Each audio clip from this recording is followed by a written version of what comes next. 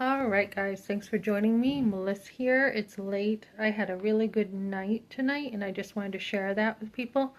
I had a lady today at work say, I told her I had 5 sons. She's like, oh my goodness, you're so fit and trim. I wouldn't even know it. I have a pair of black pants on that make me look really slim, but I'm like, no, I actually gained like 50 pounds, like with this whole divorce I went through, and I'm trying to lose weight, I told her. So, um, it's funny what other people see, right?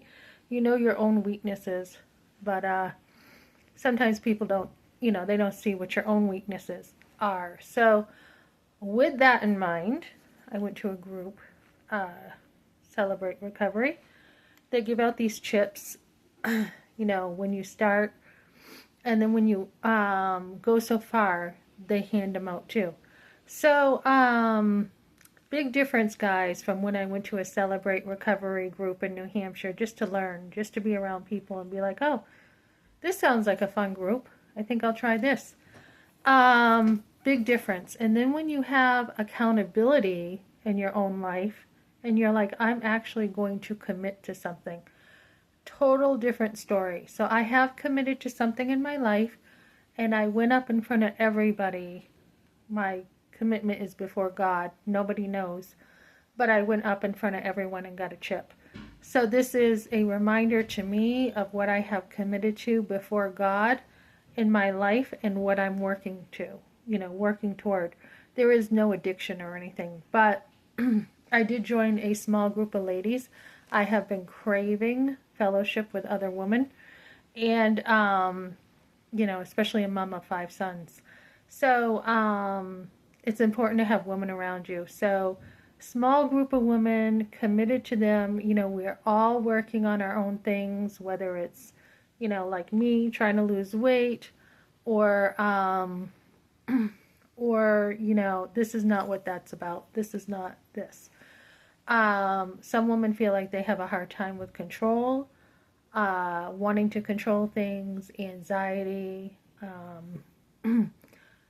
different things you wouldn't even think of, like just being, pride. Some women work on that. So everybody has their issue they're working on. Um, and when you're around other people, it is really good to see what other people are working on too. So, one of my commitments before God, I have a couple, but one is to love my husband. So, not to be bitter, not to be unforgiving, but I've been working on loving my husband who left. So, that is a commitment I have made right before God. So, um, sometimes men, guys, they go through stuff. They, grew up in a toxic home or their needs were not met. And, pornography is a big coping skill for men.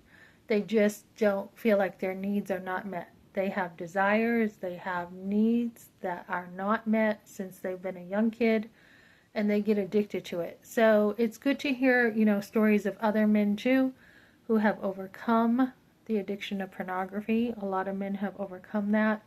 But a lot of times it comes at a cost, guys, because it's a sin that is done in secret, right? And men can't be honest because they feel judged. They can't be like, look, I lapsed again. I'm struggling with this. Rather than saying, these are my needs. I need to feel respected. I need to feel seen. I need to feel heard.